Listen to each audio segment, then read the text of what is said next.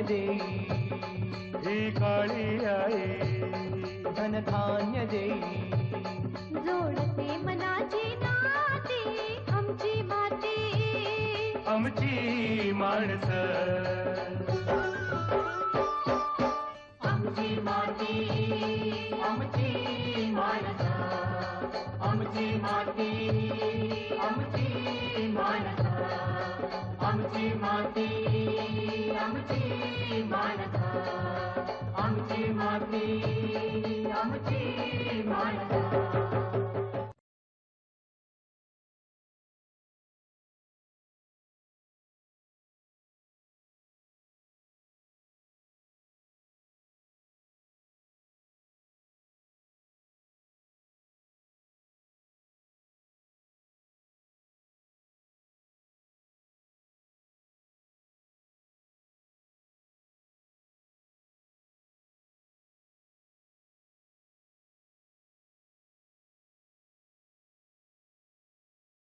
आज अनेक शेतकरी विदेशी भाजीपाल्याची लागवड करताना दिसतात.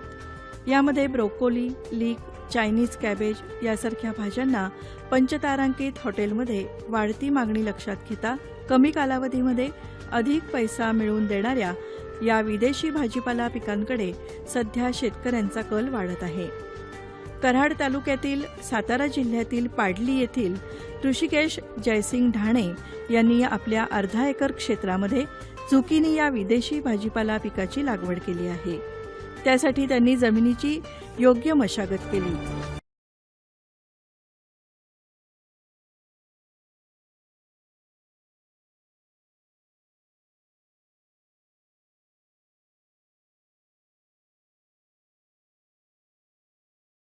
आपण एक अर्धा एकर क्षेत्रामध्ये झुकिनी या पिकाची लागवड केलेली आहे. तर झुकिनीसाठी आपण पहिल्यांदा जमीन तयार केली. जमीन तयार करताना जमिनीची ट्रॅक्टरच्या साहाय्याने खोल नांगरट केली. नांगरट केल्यानंतर या जमिनीमध्ये 10 ते 12 टन चांगलं कुजलेल्या शेणखताचा वापर आपण केलेला आहे. त्यानंतर सेंद्रिय खताचा वापरही आपण या क्षेत्रासाठी केलेला आहे. जमीन तयार करताना आपण सपाट गादीवाफे तयार केले. गादीवाफ्यांची रुंदी 4.5 फूट एवढी होती व वरचा व्यास 2.5 फूट एवढा होता. गादीवाफे तयार केल्यानंतर त्या क्षेत्रावर आपण ड्रिप लाईन अंतरली. त्यानंतर यामध्ये 30 मायक्रॉनचा मल्चिंग पेपरचा वापर केला. मल्चिंग पेपर दोन्ही बाजूंनी मातीमध्ये व्यवस्थित बसवला.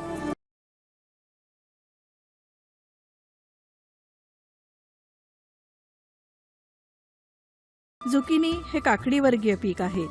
रंगावरून पिवळा आणि हिरवा असे 2 प्रकार यामध्ये पाहायला मिळतात. टोकन पद्धतीनं बियांपासून याची लागण केली जाते. मल्चिंग पेपर बसवल्यानंतर ग्लासच्या साहाय्यानं 2 फूट अंतरावर आपण प्रत्येक बेडवर समांतर ओळी 2 फूट अंतरावर छिद्रे तयार केली.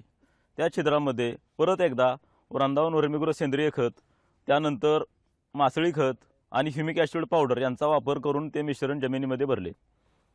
ठिबकच्या साहाय्यानं भरपूर पाणी दिले व झुकिनीच्या बियाण्याची लागवड केली.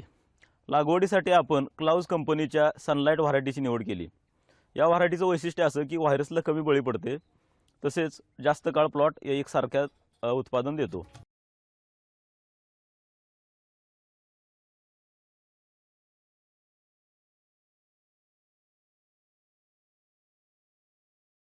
आठ ते 10 दिवसानंतर रोपांची उगवण झाल्यानंतर ढाणे यांनी खताचं व्यवस्थापन केलं. सरासरी 8 ते 10 दिवसानंतर बियाण्याची उगवण झाली.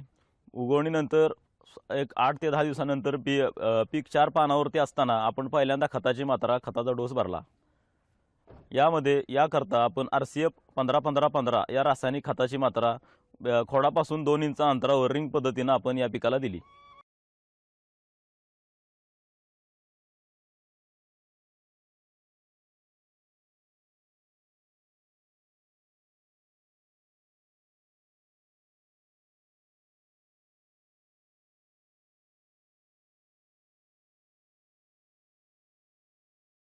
झुकिनी हे पीक रोग आणि किडींना अतिशय संवेदनशील असल्यानं वाढीनुसार ढाणे यांनी बुरशीनाशक आणि कीटनाशकांच्या फवारण्या केल्या.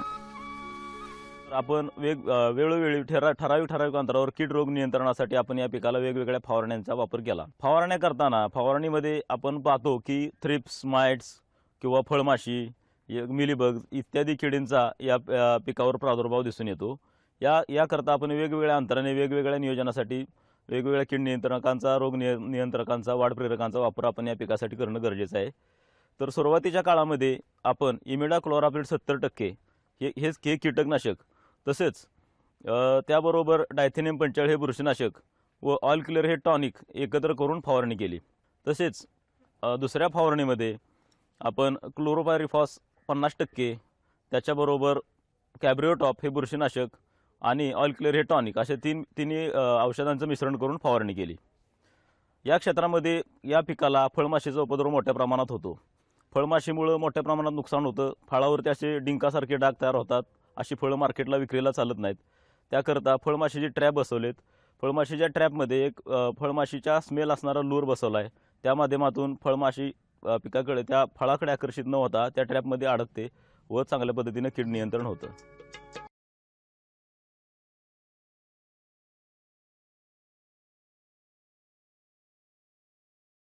झुकिनीची काढणी करताना फळं योग्य अवस्थेमध्ये असताना देठाजवळ शिरा दिसायला लागल्यावर वेल्याला इजा होणार नाही अशा पद्धतीनं करावी लागते।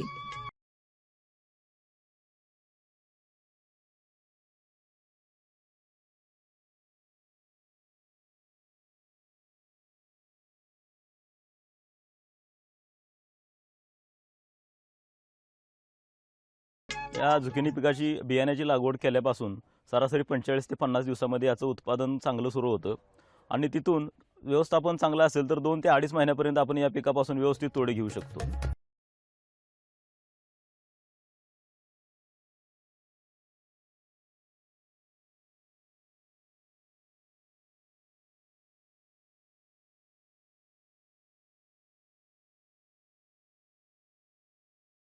तोडणी करताना व्यवस्थित काळजी घेतल्यास या पिकाच्या आयुर्मानामध्ये अजून चांगली वाढ होते।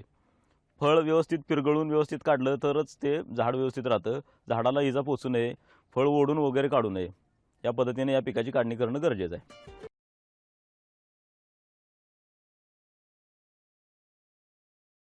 विदेशी भाजीपाल्याला शक्यतो स्थानिक बाजारपेठेमध्ये जास्त मागणी नसते। अशावेळी बाजारपेठेचा अभ्यास करून शहराच्या ठिकाणी ही भाजी पाठवली जाते। झुकिनी किंवा इंग्लिश भाजीपाला किंवा इतर कुठल्याही पिकांबाबतीत शेतकऱ्यांना सांगायचं झालं तर शेतकऱ्यांनी पहिला मार्केट सर्वे करणं गरजेचं आहे आणि नक्की या पिकाची किती प्रमाणात लागवड झाली आहे किंवा समोरून आपल्याला व्यापाऱ्यांकडनं किंवा हॉटेल वर्गांकडनं किंवा दलालांकडनं कितपत मागणी आहे या गोष्टीचा अभ्यास करणं गरजेचं आहे आणि त्या प्रमाणातच या पिकाची लागवड करणं हितावह आहे।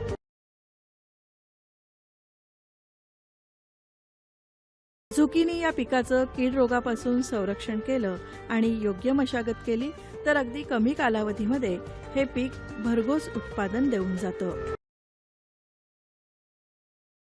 बियांची लागवड केल्यापासून सरासरी 6 महिन्यामध्ये या पिकाचं उत्पादन सुरू होतं। सरासरी 250 ते 300 ग्रॅम वजनाचं फळ मार्केटला अपेक्षित आहे। त्याच वजनाचं फळ तोडणं गरजेचं आहे। जास्त मोठ्या आकाराची फळं सुद्धा विकली जात नाहीत किंवा अतिशय छोट्या आकाराची सुद्धा फळं मार्केटला चालत नाहीत। तर सरासरी एकरी आपल्याला 10 ते 11 टन उत्पादन या पिकामधून मिळतं।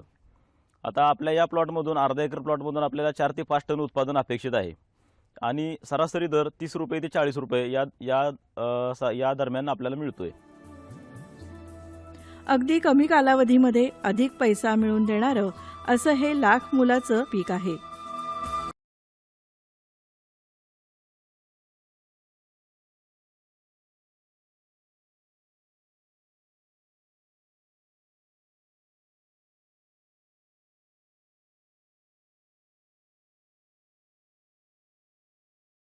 ₹30 प्रति किलो म्हणजे 30,000 रुपये प्रति टन जरी दर मिळाला तरी एक 2 लाख सरासरी 2 लाख रुपये या प्लॉटमधून आपल्याला निश्चितच मिळणार आहेत। आणि याचा खर्च बघाल तर मल्चिंग पेपरसाठी 7 ते 8,000 रुपये आणि इतर खर्च मशागत किंवा खतं देणं किंवा फवारण्या असे 20,000 रुपये, असे एकूण 30,000 रुपये सरासरी खर्च झाला तरी 1,70,000 1,60,000 रुपये आपल्याला निश्चितच नफा यामधून मिळणार आहे। ऋषिकेश ढाणे यांच्या शेतातील हे झुकिनीचं बहारदार लगडलेलं पीक पाहता आपल्या शेतामध्ये सुद्धा असं पीक घ्यावं असं आपल्याला वाटलं असेल। मग विचार कसला करता? जीवनसत्वांनी युक्त अशा या परदेशी भाज्यांना पंचतारांकित हॉटेलमध्ये भरपूर मागणी आहे. आपणही परदेशी भाज्यांचं दर्जेदार पीक घ्या आणि भरघोस उत्पादन मिळवा.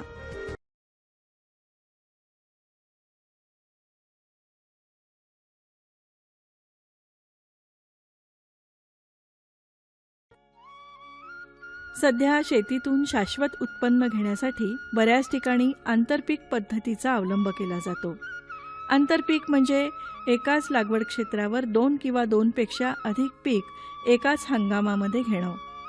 सातारा जिल्ह्यातील कराड तालुक्यातील पाडली येथील जयसिंग ढाणे यांनीही आपल्या शेतीमध्ये गवती चहा या मुख्य पिकाबरोबर विदेशी कोबी या आंतरपिकाची लागवड केली आहे. आमची माती आमची माणसं. सध्या शेतीतून शाश्वत उत्पन्न घेण्यासाठी बऱ्याच ठिकाणी आंतरपीक पद्धतीचा अवलंब केला जातो. आंतरपीक म्हणजे एकाच लागवड क्षेत्रावर 2 किंवा 2 पेक्षा अधिक पीक एकाच हंगामामध्ये घेणं. सातारा जिल्ह्यातील कराड तालुक्यातील पाडली येथील जयसिंग ढाणे यांनीही आपल्या शेतीमध्ये गवती चहा या मुख्य पिकाबरोबर विदेशी कोबी या आंतरपिकाची लागवड केली आहे.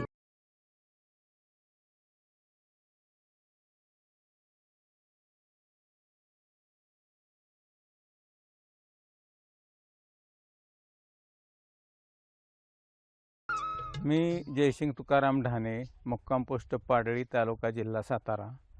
हे मूळ लेमन ग्रास म्हणजे गवती चहाचं पीक आहे आणि त्यामध्ये आंतरपीक म्हणून हे विदेशी कोबी चं पीक घेतलेलं आहे. तर ह्याला साधारणतः 20 गुंठ्यामध्ये 4-1 हजार रोपं लागलीत. एक रोप 1.5 रुपयाला पडले ते.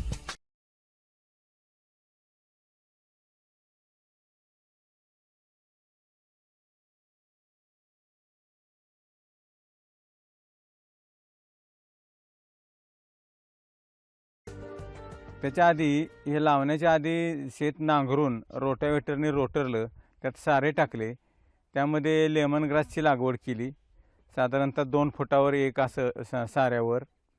आणि त्यानंतर त्याच्या दोन्ही बाजूला हे विदेशी कोबीची लागवड केलेली आहे.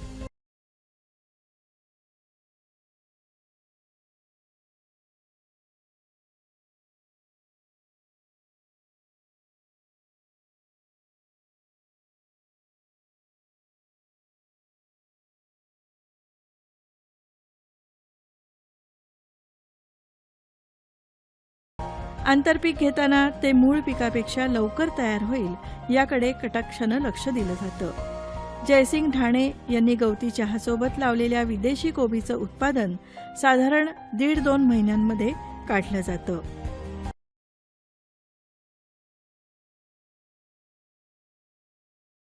त्यामुळे मूळच्या गवती चहाच्या पिकाच्या वाढीला कोणताच अडसर राहत नाही.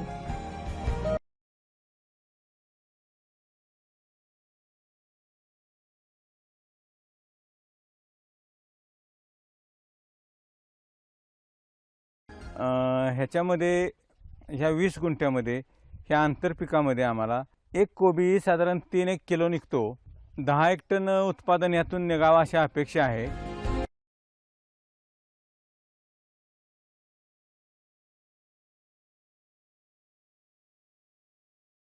साधारणतः एक गड्डा 3-1 किलो भरतो. 10 टनाच्या आसपास, 10 ते 12 टनाच्या आसपास याचं उत्पादन येईल.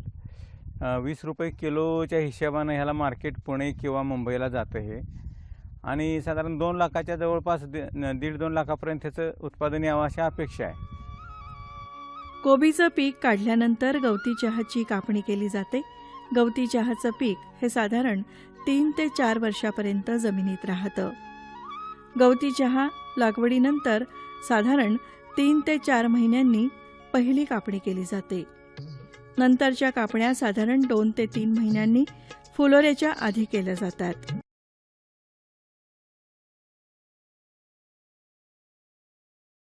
त्यानंतर ह्याच्यामध्ये जे दुसरं म्हणजे मूळ पीक आहे ते लेमन ग्रास आहे.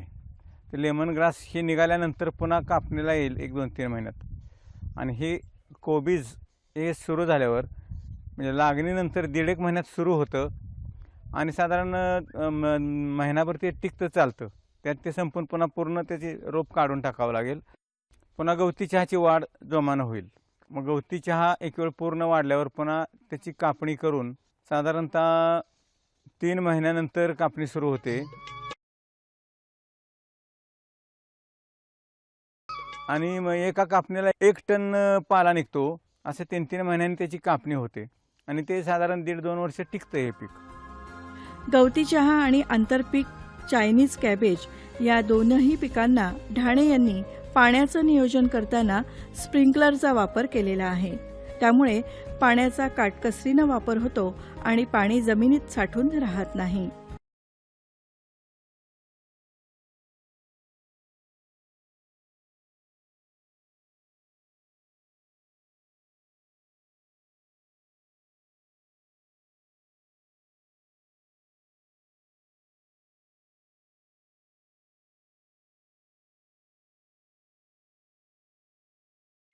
त्याला पाण्यासाठी मिनी स्प्रिंकलरचे हे केलेलं आहे. मायक्रो स्प्रिंकलरनं पाणी देतो आम्ही त्याला. पाणी दोन्ही पिकांना एकाच पद्धतीनं मायक्रो स्प्रिंकलरनं देत असतो. त्यामुळं पाणी म्हणजे दररोज जरी दिलं तरी आम्ही 8 दिवसांनी देतो पाणी याला आणि दररोज दिलं तरी चालतं. त्यामुळे प्रकाश संश्लेषण चांगलं होतं. त्याच्यावरची धूळ वगैरे धुवून जाते. पाण्याची कमी मात्रा लागते त्याला. त्यामुळं पीकही चांगलं येतं आणि सतेज पीक राहतं. गवती चहाला बुरशीजन्य रोगांचा धोका असतो. त्यासाठी दर 15 दिवसाच्या अंतरानं बुरशीनाशकाच्या फवारण्या घेतल्या जातात.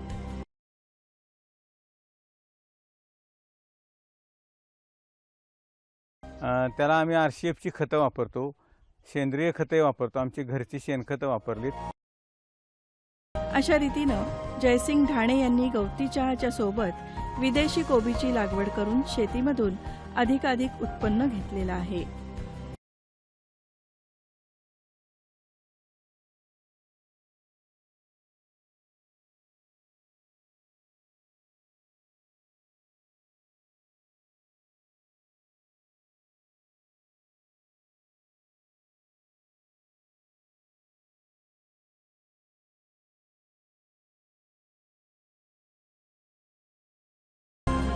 लागवड केल्यापासून 65 ते 70 दिवसामध्ये कोबीची काढणी सुरू होते आणि गवती चहा साधारणतः 3 महिन्यांनी सुरू होतो. 90 दिवस ते 100 दिवस. आणि ते सगळे म्हणजे गवती चहाचा आम्ही कट करून विक्री करतो पाला. त्यातही 25 रुपये किलोप्रमाणे बऱ्यापैकी पैसे होतात.